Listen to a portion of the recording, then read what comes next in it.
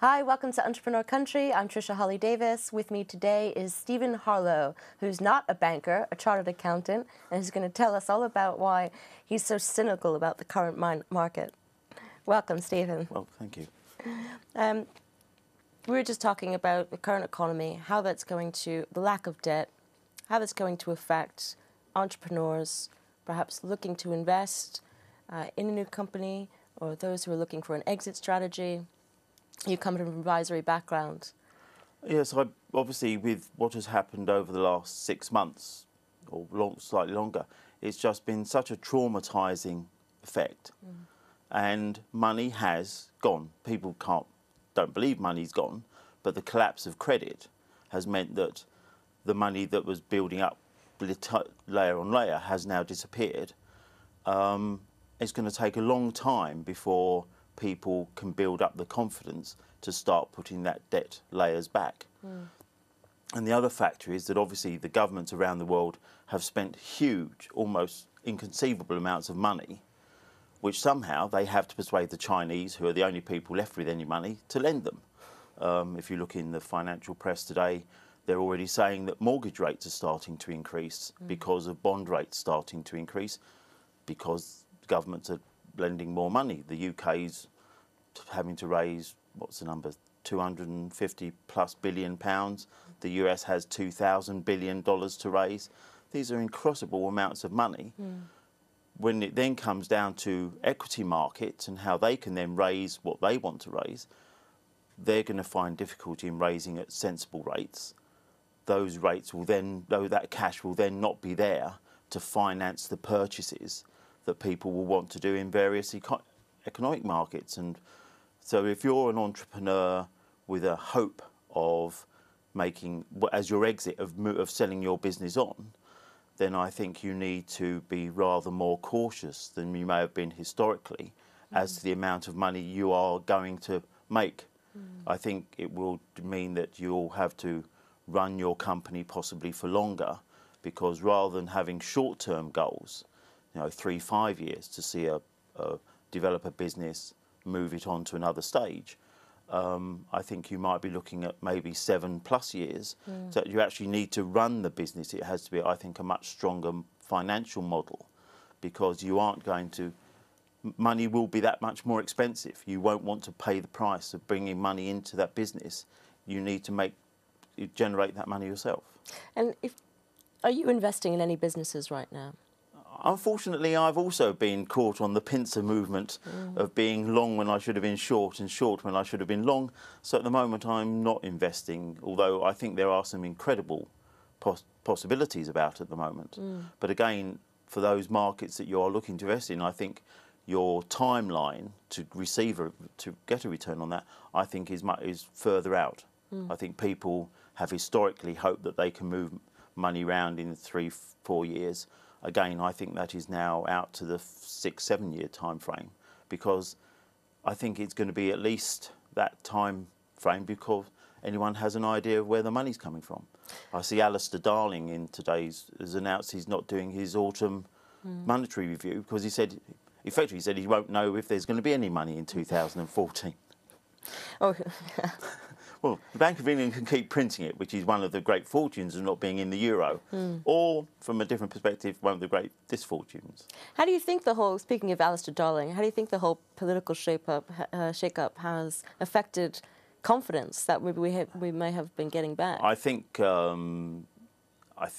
people will perceive that this Labour government to actually have a reason will run to term. If you look back historically, any government that's run to term has normally become annihilated because it's not going to the electorate at a timing of its own choice. It's falls to the wall. Callaghan was wiped out effectively when he ran to term. He had all the problems with the unions in the winter of discontent, which is much before the history of most of the people. People don't, it will be a gamble. And I would have thought there's a possibility of a hung parliament, I suppose.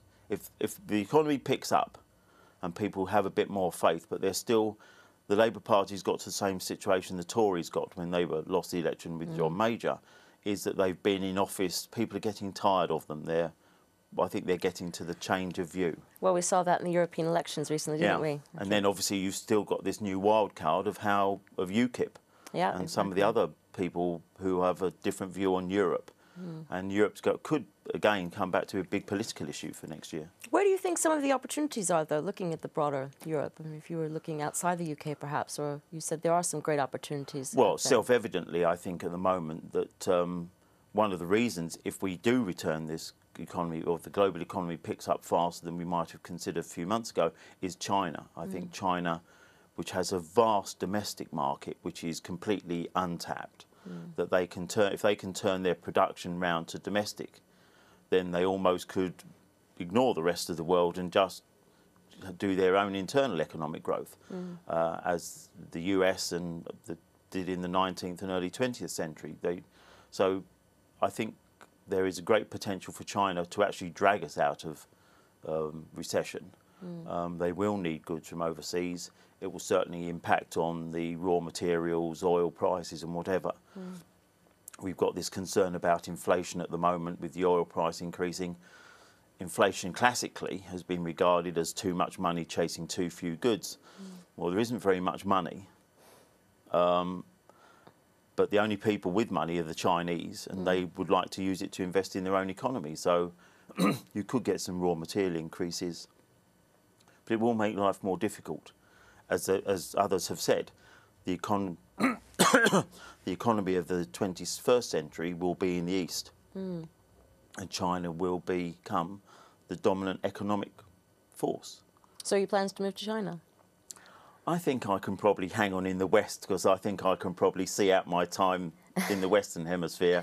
So tell us about some of the things that you are doing now and what you've got on the horizon. What really interests you as well? I suppose I do a few advisory roles. I have some friends who have businesses that they ask me to have a look at from time to time to see if I can make some profound and wonderful suggestions. Normally they're not terribly profound. At the end, you are back to the old paradigm, because the new paradigm didn't exist, is at the end cash is king.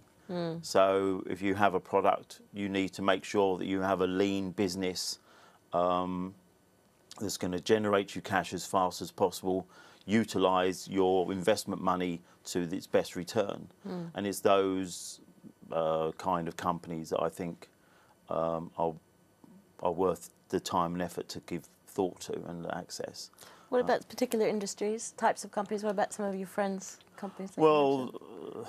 That strike you as interesting? Well, obviously, as I come from a financial services background, obviously certain of the financial services businesses which have been heavily criticised and sort of everybody's still down in their dugout hoping that the storm will pass, are great interest, because there are services which I think have become